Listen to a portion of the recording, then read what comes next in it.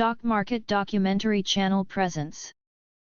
You know, I've thought about and have written about the Federal Reserve for a long time. I became fascinated with the monetary issue in the 1960s, having come across the Austrian economists, and especially Hayek and Mises. And I was very impressed with August 15th, 1971, because the predictions made in the 60s came about. Matter of fact, Henry Hazlitt made that prediction in 1944 when they set up Bretton Woods. He said it wouldn't work and it would fall apart, and it did. So that was a strong confirmation. But even after all these years of studying and reading and trying to figure out the system, I have come to a very fair and balanced approach to the Federal Reserve. I think there's no doubt that the Federal Reserve is immoral, it's unconstitutional, and it's a disaster, and we don't need it. So with that approach, I have worked hard in the Congress as well, being on the Financial Services, or the Banking Committee at one time it was called. And from the very first day of being in Congress, I have always been on that committee, and now have the position of being the committee subcommittee chairman for domestic monetary policy. I've always worked on the assumption that the the system that replaced the Bretton Woods system in 1971 would not be a good system. It would be much worse. It has been rather impressive that it's lasted this long, but I think the handwriting's on the wall. I think that's what we're facing today, that the dollar reserve standard, which the world has embraced for 40 years, has come to an end. I don't think there's any admission to this yet, and they believe they can patch it up, but I believe it has ended, and that the standard, the dollar reserve standard, has ushered in probably the world's biggest financial bubble in all of history, and yet they've still been able to patch it up and keep it together. But it seems to me like the total weight of the world financial system relies on a trust, which is a false trust from my viewpoint, in the dollar, that the dollar will be able to rescue everybody and anybody, whether it's our own treasury, whether it's our state finances, whether it's our cities and towns and around the world, and all the banks and all the corporations. And so far, you know, this undertaking hasn't really destroyed the confidence in the dollar.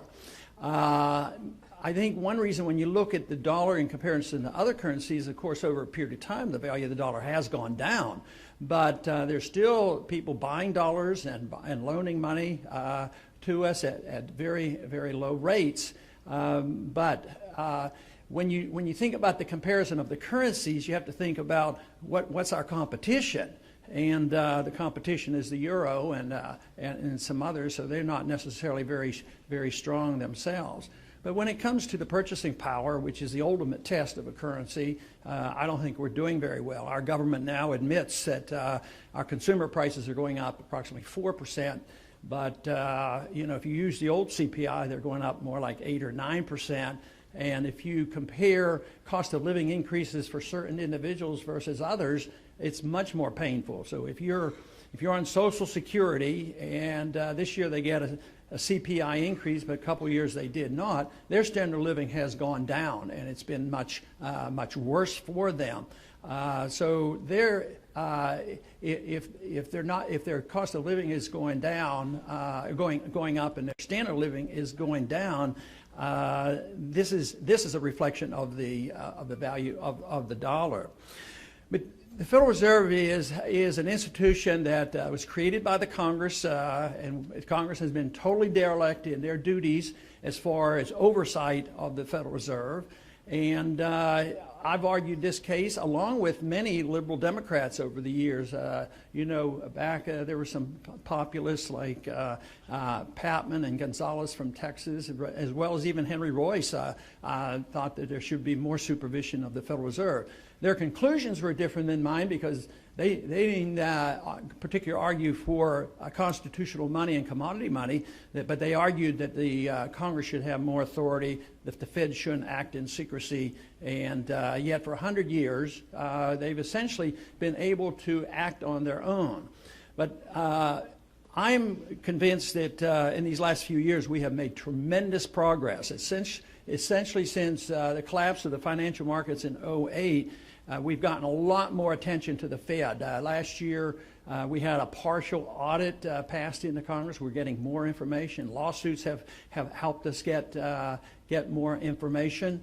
And this to me is very beneficial. The audit bill was supported approximately a third of the Democrats, and every single Republican signed on to the audit bill. So there's a little bit of effort. But on the Hill, I would say that there's not a whole lot of enthusiasm for what I've been talking about, and there's a lot of political grandstanding, and you get some benefits. But where I get more enthusiastic is what's happening in the country, the attention of the people, and especially the young people I talk to on the college campuses. They think this is a big issue, and they relate it to too much spending. So I find this very encouraging. As a matter of fact, the first time I came across the enthusiasm on a college campus was in '07. I was speaking at the University of Michigan's on the college campus there, right after we had a debate in Michigan on financial affairs in the last go-around. And it was there that some of the young students started shouting out, "End the Fed, end the Fed." They pulled out Federal Reserve notes and started burning Federal Reserve notes. I said, the revolution is arriving. Yeah, there's something very interesting going on. And we literally can get thousands of people out. The other day we had 3,000 people out on a college campus, and they know and understand and care about the Federal Reserve System. And I think that's what has to happen, and then there will be eventually changes in Congress. But the reason I believe that there's just tremendous resistance of the special interests is I call the Federal Reserve a facilitator. It really facilitates big government. It facilitates the desires of politicians. And there is a gentleman's agreement between the two parties. Since the two parties, there's not much difference. Their rhetoric is different, and sometimes one will emphasize overseas military spending. The other one wants to emphasize endless entitlement. So they more or less have been very complementary, and they go along with it. And deficits don't matter. We have too many conservatives over the years that claim they were fiscal conservatives, but then they'd also say, well, deficits really don't matter. All we have to do is tinker with the tax code. It'll generate more revenues, and it'll solve all our problems. But deficits do matter, and they're mattering a whole lot right now because this whole idea of central banking has been the instigator, has facilitated the spending, and has papered over the debt. And this illusion and trust in paper and our dollar, it has been a great temporary benefit to us, but on long term it's very, very detrimental. Because the biggest thing that I think we face in the world today financially is this huge debt that the world is suffering from. And I believe debt is the big problem. And it's not a lack of revenues from the government. So if we ever got serious about this, we have to cut spending. And that's where the resistance is. I don't think there's any serious talk on the Hill. I don't think a super committee is anywhere close. I don't think any of the alternatives over there are anywhere thinking about the seriousness of this, because they talk about cutting $1 trillion. Yeah, over 10 years. The only thing that counts is next year, the next year's budget. What are you going to do? So I have a modest suggestion. And my position is that if we were serious about this and we were concerned and thought we had to do something about it, the Congress should cut $1 trillion in the first year. I think that would be a pretty good starter, and get back to living within our means. But we also have to address the subject of the inflation. Today, the big talk about on the campaign trail and around the country and on the Hill is the unemployment problem. People want jobs, and they say 9% unemployment, 9% unemployment. And the people feel a lot in the country feel a lot worse than 9% unemployment. That's serious. But once again, they fudge the figures. There's no reason to fully trust everything our government tells us, especially when things are going badly, whether it's on foreign policy or monetary policy, because they use the fear tactic to frighten people into, boy, yeah, the whole world's going to collapse unless we bail out the big banks and the big corporations. Yes, if we don't invade Iraq, there's going to be a Holocaust and they're going to attack us and drop bombs on us. And that is endless, the endless fear-mongering to scare the people and the Congress into spending money. Now, if you didn't have a Federal Reserve, it would come to a halt. It wouldn't happen. If you weren't able to monetize debt, you weren't always to have this backstop in saying, well, if you haven't taxed enough and you can't borrow anymore, what would happen if you couldn't monetize debt? Interest rates would go up. And the Congress would say, hey, we have to watch it. We're taking too much out of the economy. So this has been such a grand deception. In the short run, we tend to do better, especially as a reserve currency. We've been able to buy goods from overseas dirt cheap and have policies, whether they're trade policies, regulatory policies, and tax policies. We can chase all our productive businesses overseas. So we end up with an economy that isn't producing. We end up with a nation deeply in debt, and there's no willingness to admit the truth and decide to change things, and Congress is not in any position really to rein in the Fed. Now, some people claim, well, we need to change the mandate of the Fed. Well, since I don't like the Fed, I'm not interested in worrying about what the mandate should be because they're not going to do it anyway. I mean, their mandate is that they're supposed to have full employment. They're failing there. They're supposed to have stable prices. They're failing there. So why do we have any trust whatsoever in what they do? And besides, deep down in their hearts, their goal is to accomplish liquidation of debt because the debt is too big. They know that. We know that. But they don't want to default and just not be able to pay the interest rates. They're not going to do that. Governments of our size and with debt of this size, the default always comes. The market is demanding a default. The market wants deflation. The market insists on that. Politicians and the Federal Reserve say, no, we have to inflate. But they do recognize that you have to liquidate the debt and, of course, the malinvestment as well. But their goal is to liquidate debt with inflation. And that's not too hard to understand, that if they can get a 50% inflation rate in a year or two, that takes our $15 trillion debt and cuts it in half. And that is their goal. And they're pretty upfront about this. Paul Krugman happens to be have views quite different than mine. On occasion now, will mention my name in his articles, but he says Ron Paul has it absolutely wrong. He worries about inflating the money supply, increasing the money supply as being inflationary. He says that can't happen. Not in a weak economy, not when you're in recession. It won't cause prices to go up. Well, it seems to me like he doesn't remember much of history, even our own history, of the 1970s. They came up and the Keynesians were dumbfounded and they say, what's going on here? This is not supposed to happen. Oh, I guess we'll call this stagflation. Well, how about inflationary depressions? That's happened quite a few times. And why he would think that it's totally immune here, I'm not quite sure. But Bernanke, though, has given us an indication of his explanation of why we have the problem. So this is the reason we shouldn't worry too much, because I'm very pleased that he has to hold press conferences. That means he's on the defensive right now, and I'm very pleased with that. But on the last one, when they were pressing him a little bit about why aren't you having more success, in his explanation, he's been unlucky. So it's boiled down to being whether you're lucky or not.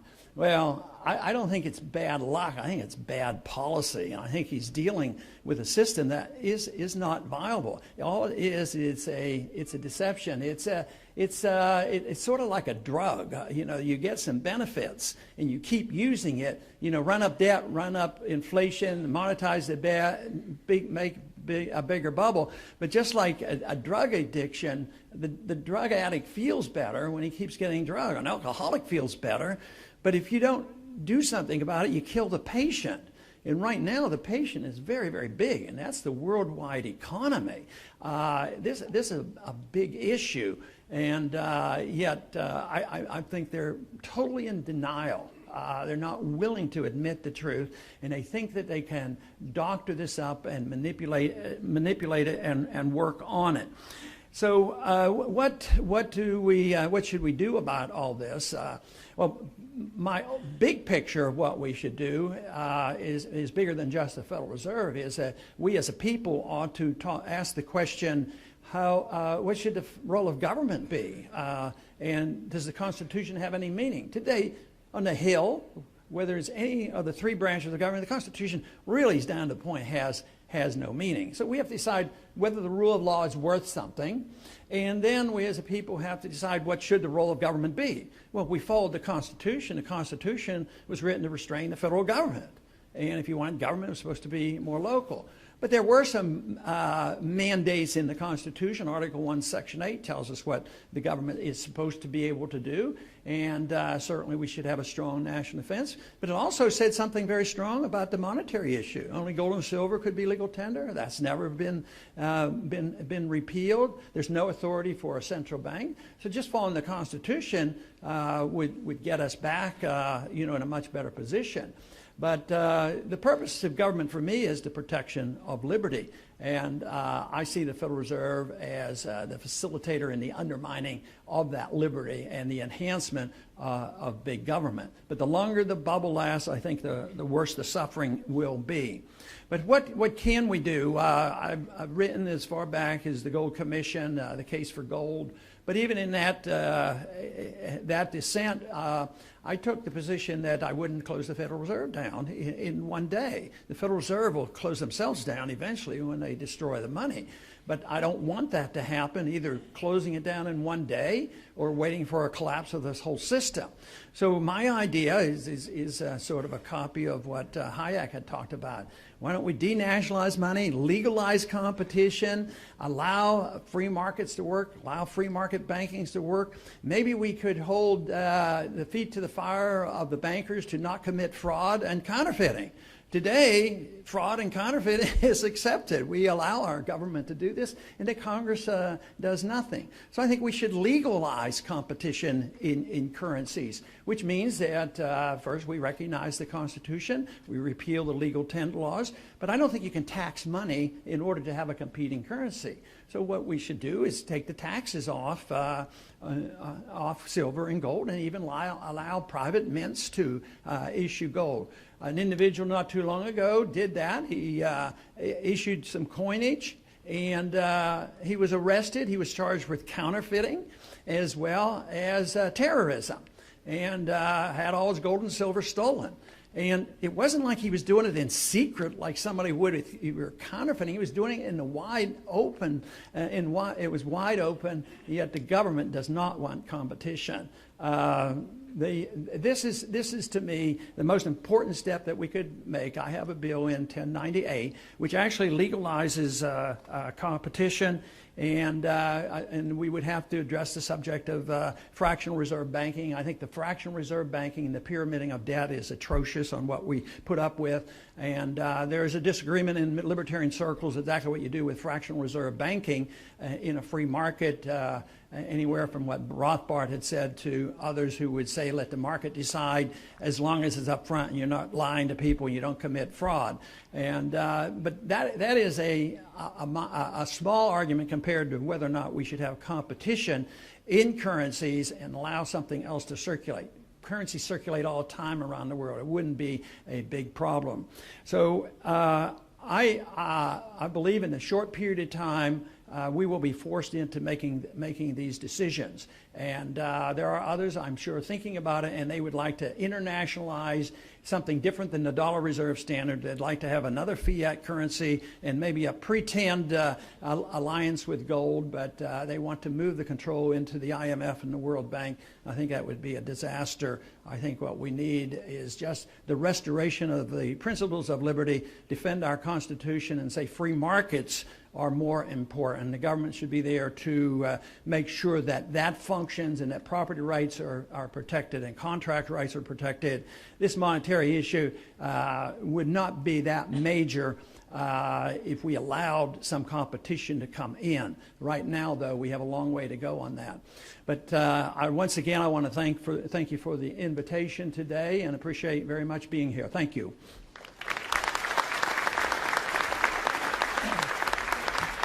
Thank you. I'm gonna let Congressman Paul actually handle the questions. That's what the president does during the press conferences. So I think Ron Paul can do that. In order to have a period of time of transition of cutting back and getting the budget in order, I'm advising that just default on, that's in quotes, just don't pay the Fed, the $1.7 trillion and wipe it off the books, and that gives you a little window of opportunity where you can still live within the law of the debt increase. I think that would be a transition that would work. The Fed, I think, would object. The federal government would have something to say about the standards, that is, that have to deal with the legal tender laws, and they would have to deal with the tax laws. But if you were moving toward free market banking, I would say that the states would deal with that rather than the federal government. I wouldn't have another federal bureaucracy, because the main thing would be to protect against fraud and whether they're lying to their customers or not. Everybody seems to depend, too many business people depend on nationalization of regulation because they think it's more convenient. But, when Enron went bankrupt, it was state fraud laws that took care of that. So the SEC, didn't protect us. And what did they do? They passed Sarbanes-Oxley. Sarbanes-Oxley didn't protect us against, 08. And what did we do in 08? We had Dodd-Frank. So we just go on and on using federal regulations to compensate for these mistakes. But I think if you're legalizing freedom and you're looking for people to not commit fraud and protect contracts, I would rather do that at the state level. I understand even in Greece today, they're starting to use alternate currency, so they're driven to it. So I think that would be fine. But of course, the ideal world would be for all governments to endorse the fact and provide it internationally, because you wouldn't have competing devaluations of currencies that lead to trade wars. That's where our problem is today. I mean, just think of the squabbles that we're having now with China. China is making their currency too weak. Well, what about us? Don't you think we manipulate our currency? So, it'd be better to have it, more or less agreed upon by all the countries. But I think a major first step to prove that it would work, I would still argue the case for legalizing it domestically and see what happens. They're talking about this in Mexico right now, that they can have a parallel silver standard. So I think the market would determine that. If nobody wanted to use it, then we wouldn't have to bother with it. But, what they say on the surface on foreign policy in these wars, when they pretend that they don't want so many, like George Bush in 2000 said that he wanted a humble foreign policy and no nation building and no policing of the world. Well, that's exactly what they want, and that's what they do. So they would change it. I think McCain would win that vote, and that's why it's going to fall apart, and that's why they're not going to cut spending. They're going to keep doing this, and they're going to keep printing money. And the litmus test will be, how long will they take our money? And I think the world is engulfed with a bond bubble and a dollar bubble so huge that once they start moving out of the dollar into real assets, like they move out of currencies in Greece and Italy, their bonds, I think it's going to be catastrophic in size. But no, I have and even if those cuts went into effect, I consider them puny. They're not all this year. They're over a 10-year period. So they're in total denial. They're not being honest with themselves, and they're not being honest with the American people. But I think the American people know there's a big trouble. Some of the people out there demonstrating now are scared to death because they're on the receiving end of the welfare, and they're worried about it. And the other half are sick and tired of paying for it, and the politicians are still, fiddling, while the country burns. So I would think that they'll continue to do it, and I think the sentiment is so strong. All you have to do is look at some of these debates, where they think their political pluses are on, and that is to be the most militant possible. So I'm afraid McCain would win the vote. And the Austrian explanation of what happens to a society when you debase a currency is you wipe out the middle class. When you have sound money and markets and a maximum of freedom, that's where the middle class comes from. But so the evidence is there that it's a lot further along than anybody wants to admit, because the middle class is getting wiped out. So here we have a system designed, you know, and I don't challenge their intent, because I think there's a lot of good intentions on the left who thought, well, you know, wouldn't it be nice for everybody to have a house? And if they don't qualify, we'll make them qualify. We'll make banks give loans. And we have the Fed to accommodate, so we'll have perpetual housing for everybody. So they do that, and then there's a little bit of activity in the mortgage markets and the banks and the credit default swaps, and it sort of gets out of control, and the bankruptcy comes. But then the fear comes about, and well, you know, it'll be terrible. They're all going to fail, and the end of the world will come. So therefore, we have to prevent the depression. So we bail out all the big guys, and what happens? They benefit by it, and they've been benefiting all along. And who got stuck? The middle class. They lost their jobs, and they lost their houses. But I think it's characteristic of the destruction of a currency. It's characteristic of who controls things at the Federal Reserve and who controls things, you know, in Congress. It's bailing out the rich. But basically, whether it's quantitative easing or just the creation of credit, the people who get the money first get the best deal. The banks and the big corporations and the military-industrial complex and the politicians. And then as it circulates, what do the people get? They get the higher prices, and that's a tax, and they suffer the most. And people, that part of it is less understood by the people. They know there's something wrong, but it's crucial, because, you know, those who are complaining on Wall Street right now have some justified complaints. You know, why did the big guys get bailed out? Why did they get all these benefits? At the same time, they lump it together and say anybody who's ever been productive and made some money have to be put in the same category. So believe me, if we don't sort that out, this is going to be very, very difficult to resolve. And I think only people that believe in the libertarian approach to government and sound money can sort this out, to try to pin it down and say it's government that's doing it. It's not the marketplace. And I think it's absolutely right. These quantitative easings are helpful to special groups and are very unhelpful, even though on the surface it was designed to help the average person. I do not think it helps at all. They're the ones who suffer.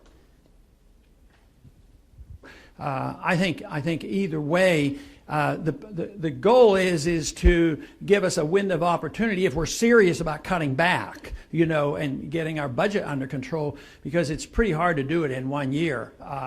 And then I wouldn't want to support raising the debt limit. So my goal mainly there was to remove that from the books and remove it from our debt to the Federal Reserve, because it's not a real debt. Like you said, they just create this money out of thin air. And why should we feel this obligation to go through this ritual of taxing the people more money or inflating the money to pay the interest, and then they run their illegal operation in secret, and then they pass a few bucks back to the Treasury. So I think it has to end. But it is a real challenge to the whole system. The Fed would get hysterical if they ever thought we were going to do it. Here we go, right here. One more. On a comparison of the conditions we have today to the 1970s, I think they're 10 times worse today. I think the bubble is bigger. The disruption of the markets is greater. The debt is so much greater. We're in worse shape because we're less productive, and we have this foreign indebtedness, and the current account deficit is continual. We're indebted to a country of China. We'd like to blame China for all our faults. And there's, like I've been saying, there's no chance at the moment for us to get our house in order and cut back spending. So we're moving rapidly toward the total rejection of the dollar reserve standard. And in a way, that's what's been going on, but the end stages will be very, very rapid. So I consider conditions a lot worse Like you said, wages were keeping up a little bit better. Wages aren't keeping up because jobs aren't keeping up. Revenues keep going down, which wouldn't be so bad if they were going down for other reasons, but it's a reflection of such a weak economy. So, yeah, I think we're at the precipice and that we're going to be pushed over unless we do something. And of course, I'm convinced that any reform that ignores monetary policy is not a reform. If you're worried just about big government and cutting back, you cannot deal with that without dealing with monetary policy. If you're concerned about taxes and think that you can just limit taxation, inflation is a tax, the whole mess is there. But for me, if you want peace and prosperity and limited government and work for our personal liberty, you have to deal with the Federal Reserve. Thank you very much. Thank you for watching. Please subscribe to our channel. Stock Market Documentary Channel presented.